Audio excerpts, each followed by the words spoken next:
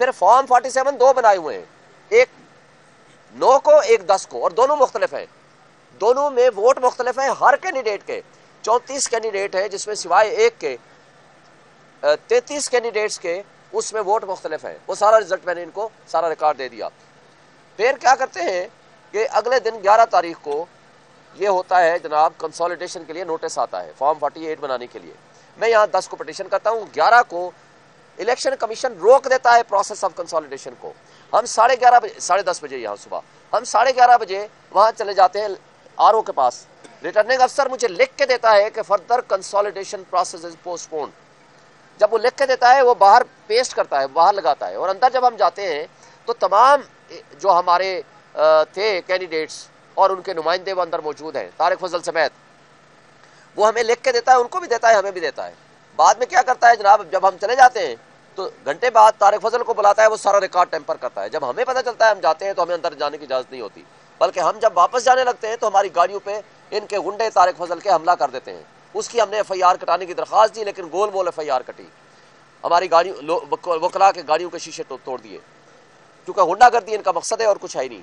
تو یہاں جب آئے تو یہ ریٹرننگ افسر نے کیا کہا، ہاں جی میں نے لکھ کے تو دیا تھا، لیکن چونکہ میرے پاس 2 وکیل آئے تھے، ایک میں اور میرے ساتھ ایک بندہ، انہوں نے ہمیں تھریٹ کیا کہ اگر یہ نہیں کرو گے، یہ لکھ کے نہیں دو گے تو جناب ہم تو law and order situation create کر دیں گے۔ میں نے ڈر کے مارے،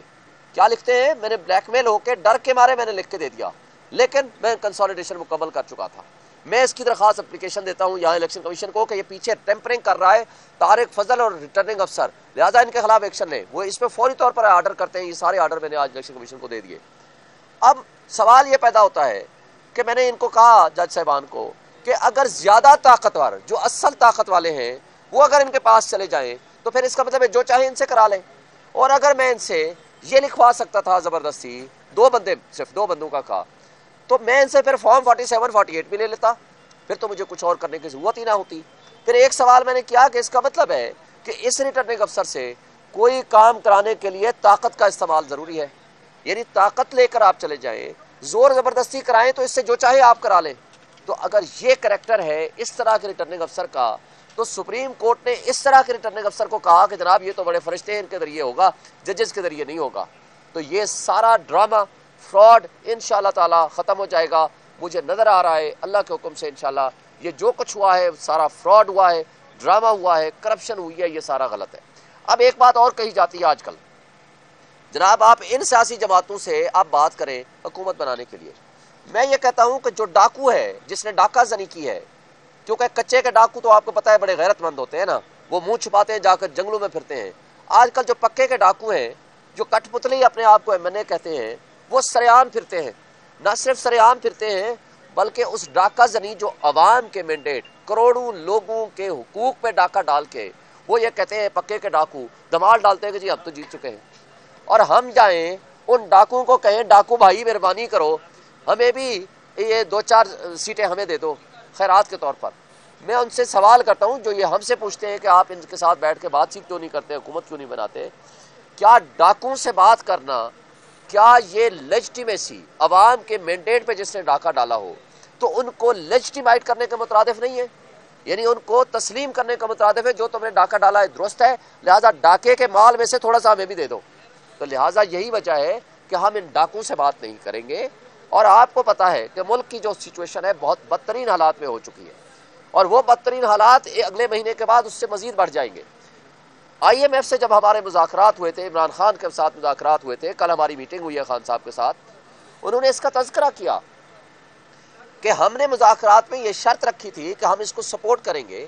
مگر اس کے لیے ضروری ہے فری اینڈ فیئر الیکشن ہو، کیونکہ فری اینڈ فیئر الیکشن ہوگی، اسٹرانگ ڈیموکریٹک گورنمنٹ ہوگی جس کو پبلک سپورٹ ہوگی، وہ آ کے درست فیصلے کرے گی۔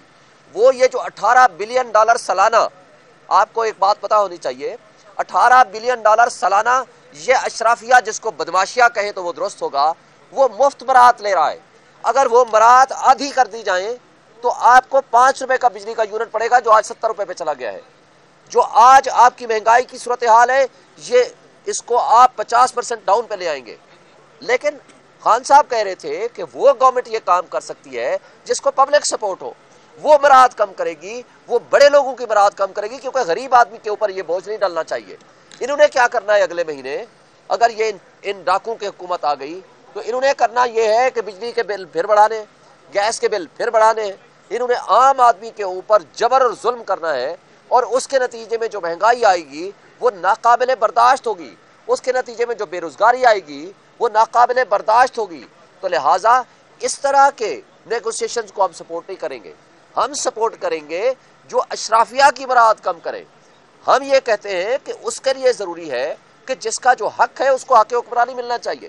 یہ چونکہ پبلک سپورٹ کے بغیر نہ ان میں کیپیسٹی ہے، نہ ان کی بات کوئی عوام مانے گی، نہ ان میں یہ ایک کمپٹنس ہوگی کہ ایسے وہ فیصلے کر سکے۔ تو لہٰذا یہ ضروری ہے ملک کے حالات کو بہتر کرنے کے لیے آج بھی وقت ہے کہ لوگوں کے اوپر جو آگے ظلم اور جبر آنے والا ہے اس سے بہتر ہے کہ آج ری تھنک کریں اور سوچیں، اور جس کا جو حق ہے اس کو مینڈیٹ دیں تاکہ ایک سٹرانگ ڈیموکریٹک گورنمنٹ آئے۔ یہ لولی لنگڑی حکومتیں جو پی ڈی ایم 1 کی صورت ہم دیکھ چکے ہیں، پی ڈی ایم 1 نے جو ظلم ڈھائے ہیں پی ڈی ایم 2 اس سے 10 گنا زیادہ ظلم ڈھائے گی۔ تو اس لیے آج بھی وقت ہے کہ اس سے پہلے کہ افراتفری،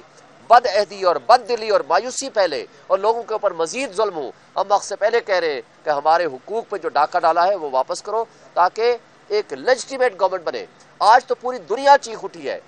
پوری دنیا، صرف یہ نہیں ہے کہ پوری دنیا کا میڈیا، نیشنل میڈیا نے تو اٹھایا ہی اٹھایا اس کو، پوری دنیا چیخ اٹھی ہے کہ یہ لیجٹیمیٹ نہیں ہے، انہوں نے ڈاکہ زنی کے ذریعے سیٹیں چھینی ہیں، جو کچھ ہو رہا ہے وہ غلط ہے، اور ہم آپ سے اور ان موجودہ جو لوگ بیٹھے ہیں ان سے توقع رکھتے ہیں